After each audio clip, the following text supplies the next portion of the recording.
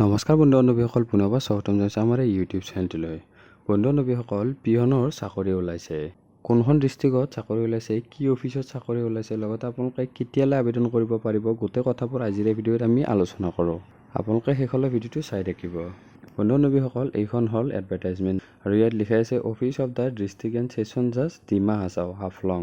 মানে আপোনালোকৰ হাফলঙৰ ডিষ্ট্ৰিক্ট এণ্ড ছেছন জাজ অফিচত চাকৰি ওলাইছে আৰু এইটো 11 আগষ্ট তাৰিখে ৰিলিজ কৰিছে। ইয়াত মেনশ্যন কৰিছে যে ইলিজিবল কেণ্ডিডেটসকলে এপ্লাই কৰিব পাৰিব। পদটোৰ নাম হ'ল পিয়ন আৰু টোটেল পোষ্ট আছে 2টা পদ আৰু পোষ্ট ষ্টেটাছটো পাৰ্মানেণ্ট হ'ব। লগতে দৰমহাটো আছে 12,000 পৰা আৰম্ভণি কৰি 52,000 পৰ্যন্ত আৰু গ্ৰেড পে'টো থাকিব 3,900 টকা। লগতে আদাৰ এলাউন্সবিলাকো থাকিব। মিনিমাম ক্লাছ 8 পাছ হ'ব লাগিব। হাই ছেকেণ্ডেৰী পাছ সকলে এপ্লাই কৰিব নোৱাৰে আৰু এটা পোষ্ট SCৰ বাবে ৰিজাৰ্ভ আৰু এটা জেনেৰেল। লগতে আদাৰ টাৰ্মছ এণ্ড কণ্ডিশ্যনবোৰ লিখা আছে। ইণ্ডিয়ান চিটিজেন হ'ব লাগিব। লগতে এমপ্লয়মেণ্ট এক্সচেঞ্জত ৰেজিষ্ট্ৰেশ্যন কৰা থাকিব লাগিব আৰু যিসকলে গভমেণ্ট ছাৰ্ভিচত অলৰেডি কৰি আছে সেইসকলে NOC লাগিব। এইখিনি আপোনালোকৰ টাৰ্মছ এণ্ড কণ্ডিশ্যন। যদি আপোনালোকে আবেদন কৰিব বিচাৰে তেনেহ'লে আপোনালোকে আবেদন কৰিব পাৰে।